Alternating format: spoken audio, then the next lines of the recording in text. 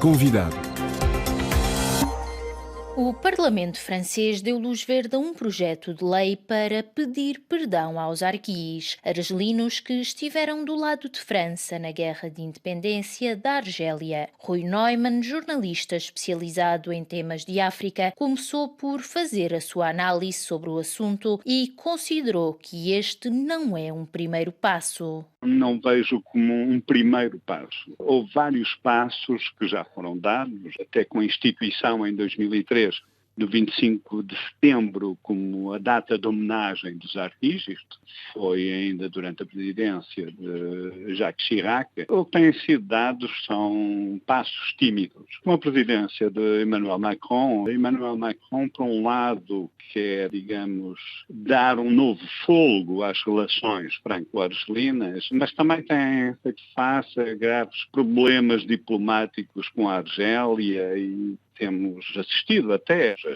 choques e mútuas acusações entre o presidente argelino Tebboune e o presidente Emmanuel Macron. No entanto, tem-se dado estes passos. E aqui é mais um passo significativo, um passo importante que vai na linha do relatório que Emmanuel Macron tinha pedido precisamente sobre as relações franco-argelinas ao historiador Benjamin Stora, em que previa uma indemnização. E este projeto de lei que agora passa para o Senado, tem dois pontos muito importantes. Um é o perdão. Perdão esse que já várias vezes foi afirmado e reafirmado no caso de Emmanuel Macron. E o outro é da reparação. E no campo da reparação é que, digamos, este projeto de lei torna-se mais importante. Porque era o aspecto que os arqueis e os descendentes dos arqueis exigiam já há muito tempo. Os arqueis sempre clamaram pelo direito à dignidade, pelo tratamento humilhante que eles foram alvo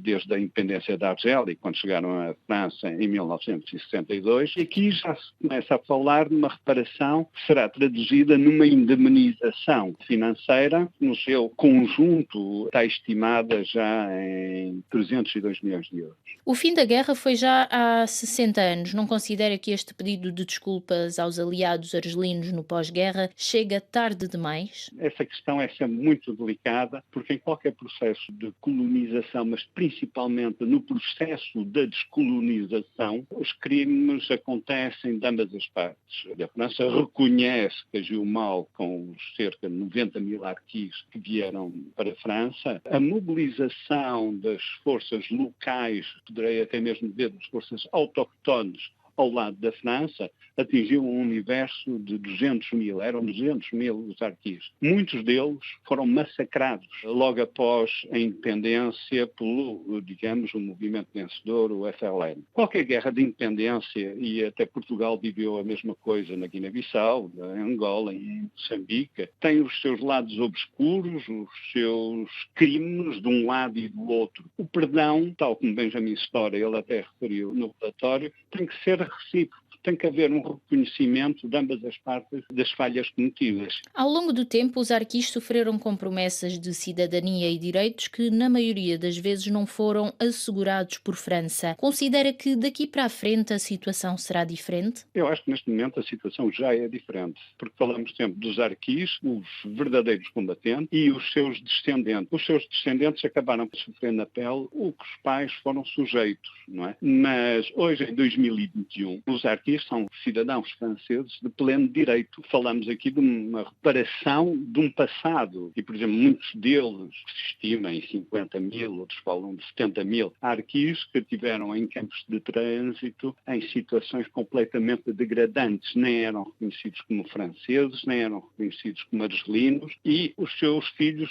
acabaram por sofrer este ambiente também. Daqui também se falar da questão da reparação e do perdão. Na sua ótica, este discurso de Emmanuel Macron é já uma ação de campanha para as próximas eleições presidenciais? É, sem dúvida, porque quando a gente vê o calendário, é já uma preparação para atrair um eleitorado, um determinado eleitorado, apesar do eleitorado arqui ser um eleitorado reduzido, mas também está a tocar numa ferida, não é? Que é o passado colonial francês, e aqui muito particularmente a questão da Argélia, que tinha um estatuto completamente especial inicial, a Argélia do tempo colonial era território francês, era um departamento francês. Na minha opinião, Macron quer resolver esta questão para dar novos passos também no restabelecimento das relações com a Argélia, que neste momento estão numa situação muito tensa. Nos últimos meses tem havido um crescendo da tensão entre França e a Argélia que se viria a intensificar com o discurso de Emmanuel Macron no decurso de um encontro com descendentes de figuras proeminentes da Guerra da Independência Argelina. Segundo avançaram vários órgãos de comunicação social na altura, o chefe de Estado francês teria descrito o país norte-africano como sistema político-militar com uma história baseada numa renda memorial, afirmações que levaram o governo da Argélia a chamar imediatamente o seu embaixador em Paris. A tensão entre os dois países derrapou ainda mais após esse momento? Não, para o ponto em que já estavam, não derrapou. Quando o Emmanuel Macron teve essa declaração, teve precisamente com descendentes de arquis.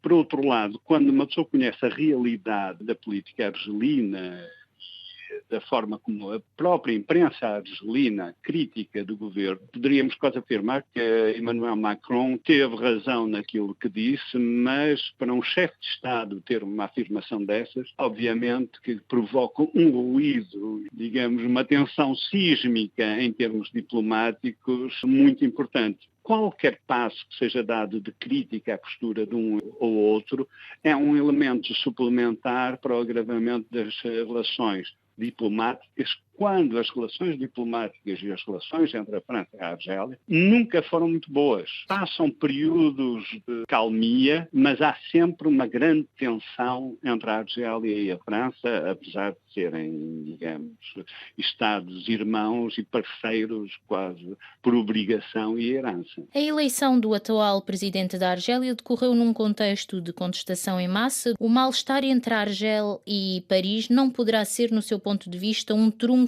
do chefe de Estado argelino para mobilizar a opinião pública a seu favor? É mais um dos trunfos. A gente tem visto que a Argélia, neste momento, não está só em tensões diplomáticas com a França, está particularmente com Marrocos, que houve um agravamento muito importante das relações entre os países. É verdade que países como a Argélia, e isto já aconteceu no passado, travar a contestação interna, e estamos aqui a falar do movimento Hirak, que foi inédito na Argélia e que levou a uma eleição do presidente Tebboune de uma forma, digamos, um pouco estranha e criticada por muitos. É óbvio que este tipo de tensões frequentemente são utilizadas para federar toda a população contra, digamos, uma agressão, aqui uma agressão verbal, uma agressão diplomática externa, e torna-se, de facto, numa forma, digamos, de calmar um pouco a questão, digamos, da contestação interna, realçando, ao fim e ao cabo, este tipo de insultos